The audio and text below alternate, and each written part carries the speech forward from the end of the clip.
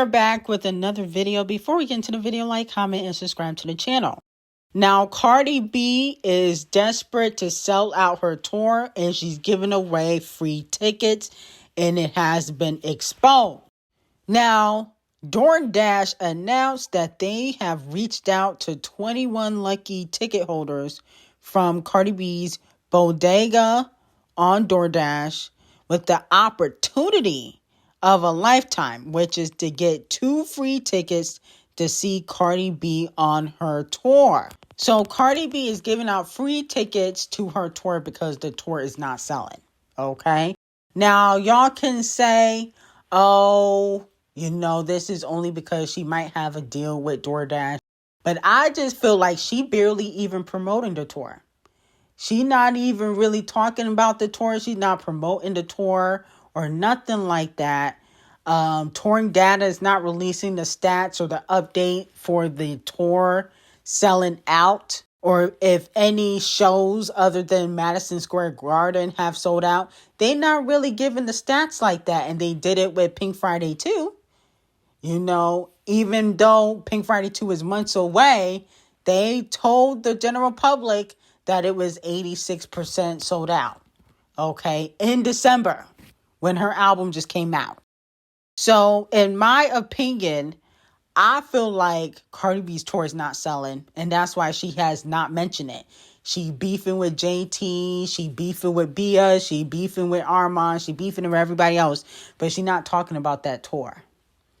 Okay, she's not talking about that album no more because it's dropping down the charts. Okay, so I think Cardi B is doing a lot of distractions to overshadow the fact that her tour and album is flopping.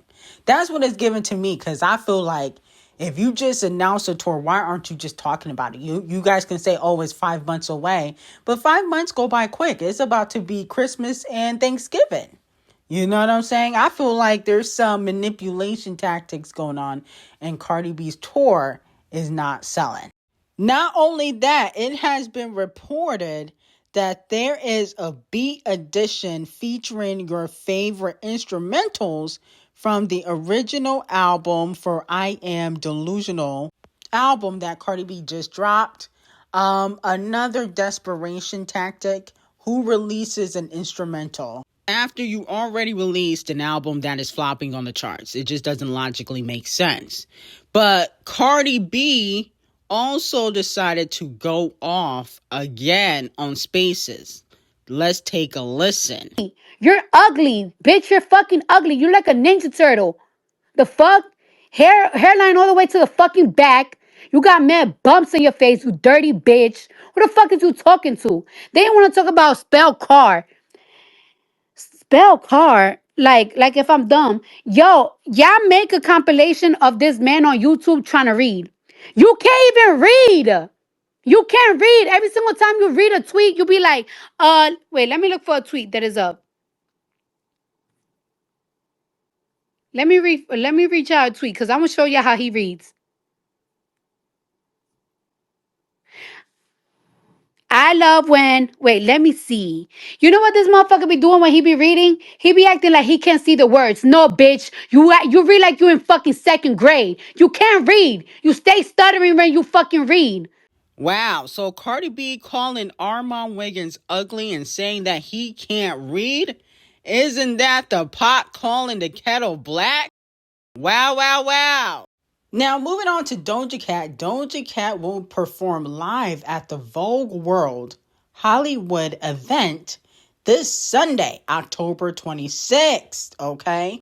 So congratulations to Doja Cat on that. Here's my thing. I feel like if the music thing don't really work out for Doja Cat, she can always step into modeling and, being just an influencer. Okay, I feel like the modeling thing would work for Doja Cat because she is very pretty. So let me know how y'all feel about that. Now, moving on to Megan Thee Stallion. Megan put out her new single, Lover Girl, which is inspired by her relationship with Klay Thompson. And I'll be honest with you. I think this is probably one of my least favorite songs of the year. I think this is probably, and I hate to say it, and this is not shade towards Megan Thee Stallion, but this is probably the worst rap song that dropped in a year. Okay? This is the worst rap song that dropped this year. Sorry, hotties. It's no shade, but this was terrible. I can't even fake it. Now, I do like the cover. I like the corset, the cheetah corset. The bra I like. I think she definitely giving body, but when it comes to this song, I don't know about this one. I feel like it wasn't executed properly. The sample and everything wasn't executed properly, and the bars were a little bit lazy. Okay? I wasn't impressed with any of the bars. I feel like she hasn't grown as an artist. That's just me. I feel like she hasn't grown as an artist. And I feel like when it comes to Megan Thee Stallion, the only reason why she has a career, and it's no shade, is because she's still under Devil Nation. If they let her go, if they say, listen, we no longer want to push you. And they've done that to artists. They did it to J. Cole. They've done it to Weak Mill. It would be over for Megan. Let's just be honest. The music is not carrying her. We know that. This is worse than when Whenever dropped. Whenever was terrible, but this is just bad. And I don't even understand how the hotties cannot be honest and just tell Megan that her last few releases have been terrible. I don't know what's going on. I don't know if it's the producer, but it's bad. Now, Halle Bailey released her album. I feel like her album was pretty solid. There were some skips, but overall, I did enjoy the album, and I felt like she really, expressed how she was feeling about her relationship with Doodle Garbage. Okay. Matter of fact, in Interlude 2, there is a bit of her, I guess, of recording Doodle Garbage and her arguing or having a fight. And I don't know if this was AI, okay, because now we got AI, so we don't know if it's real or not. But there was a fight that she recorded, or back and forth with Doodle Garbage, that she allegedly recorded. She put it on the album, and it's in Interlude 2. I feel like she should have put that at the beginning. Okay. Overtime is fire. That's one of my favorite songs on the album. Know About Me featuring Gorilla Glue was also pretty fire. I like when she do those type of records because I feel like it's taking her outside of the box. Typically that would be more of a Walmart Beyonce type of record, but it felt like she was, trying to not be put in a box, and she was trying to do different things. And Ray, the singer, okay, y'all know who Ray is. She co-wrote 4 or 5 songs, okay? So, I think Ray should have been on the album. I think that's also just another critique. I felt like Ray should have been on the album. That would have been fire. I like the song with her and Chloe. That song was a bop. So I Can Feel Again. I think that's the name of the song. And then she got a song with her, the singer, No Warning, which also was pretty fire too. Okay, so we do have to give Holly her 10s. Now, the song with Mariah, The Scientist. The song is called Alone. I feel like that song was really, really, really well written. And I think Mariah, The Scientist, is the perfect person to put on a song talking about heartbreak and wanting to be alone, because she gets cheated on every other week. So, she definitely can relate. So let me know how y'all feel about it. I personally feel that Holly did a really good job with this album. Too bad it won't get a push, but hopefully she can do more than what Bia did. We're going to get into that a little bit later, but y'all did Bia dirty. So I'm counting on y'all to support Halle Bailey's album. We don't need to just stream it. Y'all need to click buy or purchase. Don't stream the album, buy it. Now, as for Tyla, Put Me in Chanel was fire. A 10 out of 10. I love the song and I love the music video. She really looked amazing. Now, this is not shade, because I know the Tyla fans going to take it as shade, but the song do remind me of something I feel like Rihanna would sing. And Travis Scott, I believe, was on the background vocals. He was saying, put me in Chanel in the background vocals. You know, Travis and Riri, they used to be in the stew. Okay, didn't he help her with Anti, some of the songs on Anti? Go do your Googles on that. But it was definitely giving a little bit Riri, and I'm not mad at it.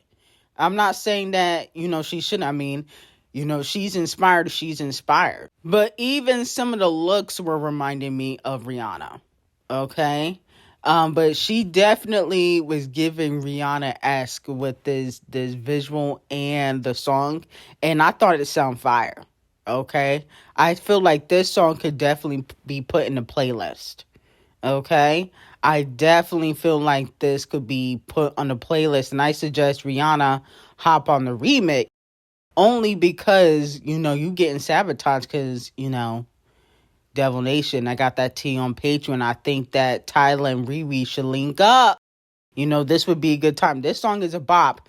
I don't know if it will be successful because I know how y'all are. Y'all are fickle. Y'all say one thing in the comments and then don't support the artists when they drop music. But this is definitely going in my playlist. I really do like it, and I think she did it justice. And I'm sure Chanel is happy with the outcome because she is the new face of Chanel. So I'm sure they're happy with the outcome. I'm sure they do not want pissy face Carisha using their brand at all. Okay, especially for what she stands for. So congratulations, Tyla. I never thought it would happen, but I'll give you your 8s. Okay, I'm not going to say it's a 10 out of 10, but I definitely will give you your 8. You ate this up. Okay, I was thoroughly impressed vocally. And then I felt like she was rapping a little bit towards the end or in the middle. Okay, she was kind of rapping a little bit, rap singing, whatever you want to call it. I feel like she low-key, she did her big one. You got to give credit. Now, moving on to Queen Bee's former dancer who is calling out and trying to expose Queen Bee. It seems like, some tactics are being used to try to take down Queen Bee. So Khadija Shari, who has previously worked with Queen Bee but hasn't worked with her in recent years, said, "Are you effing serious? You called for my child to be essayed? You evil effing witch. Essence, check on my child. I'm about to blow. This is through the effing roof. Queen Bee, you went too effing far. You gotta be kidding me. I'm a child you off to be a star. You forgot? You were only supposed to be a star on the tree, giving orders or takeouts. Never went with your stardom. Watch what the F y'all do at this time. When was it happening to me? I kept my mouth shut for my career. Not with my goddaughter. I'll blow your world up. Hashtag K95 Destiny Child. Really, Jigga Man? Question mark. Wow. Here's the thing. Do I believe Queen Bee is perfect? Absolutely, positively not. Do I think that she is capital God? Absolutely, positively not. But why would Queen Bee do anything to your child? Okay, this, I don't know. This sounds like the schizophrenic episodes that people be trying to put on Nicki Minaj. Because you didn't even say what she did to you. Okay, all you're saying that she tried to do something to your child or goddaughter. I feel like you got to give a little bit more explanation. But I feel like this has been a history with Queen Bee and her dancers. Okay, and then the post got deleted. So this has been a history of Queen Bee's dancers feeling a way about Queen Bee, and then they have tried to expose her or tried to ruin her reputation. Remember, there was a dancer years ago, or a guitarist, that said that Queen Bee was putting some sort of spells on her. Okay, I remember that. Now, I'm not saying Queen Bee didn't do this or do the spell work, But I'm saying we need more information before we judge. And the only reason why is because a lot of times when people get the boot, when they get fired, they start conjuring up stories when they get fired. So Khadijah, whatever your name is, I need you to tell what exactly happened. And then you can talk about this. I feel like there's missing pieces to the story. We don't have all the facts. So I'm not really going to say Queen B did this or not, but I just don't understand why she would do anything to your child. There would have to be a backstory to her doing something to your child. I don't think she would just do that, okay? So we need a backstory, and you deleted it, which means that you could have been lying, because why didn't you keep it up? When Nicki goes after Camel Face and Deseret, she keeps all those posts up. Why did you delete yours? So that's very interesting to me too. To me, I just don't understand why she would take your child or do anything to your child when you're right there. Okay, she can just take you out, or, I'm not saying she should, have you get ran through. That's all I'm saying. I'm saying I don't understand why she would go after a child when you right there speaking. Now, moving on from that, I'm going to have to give Epic Records 150,000 lashes. The numbers came out for Bia's album, and I almost cried. Her album sold less than Doodle Garbage's album. I'm like, how'd that happen? So it was reported that her album did 2,800 units first week. I'm like, what the hell is going on? I couldn't even believe it. I thought it was a prank. I'm like, chart data is trying to prank Bia. They really mean she did at least 10,000. But no, it was not a prank. And I'm just like, wow. Wow. Yeah, I think Bia needs to officially retire after this. It's no point. 2,000 first week. You couldn't even do 10K? JT at least did 27,000. You couldn't even do 10K first week? Wow. Okay. So this is not a good look for Bia. This is actually very terrible.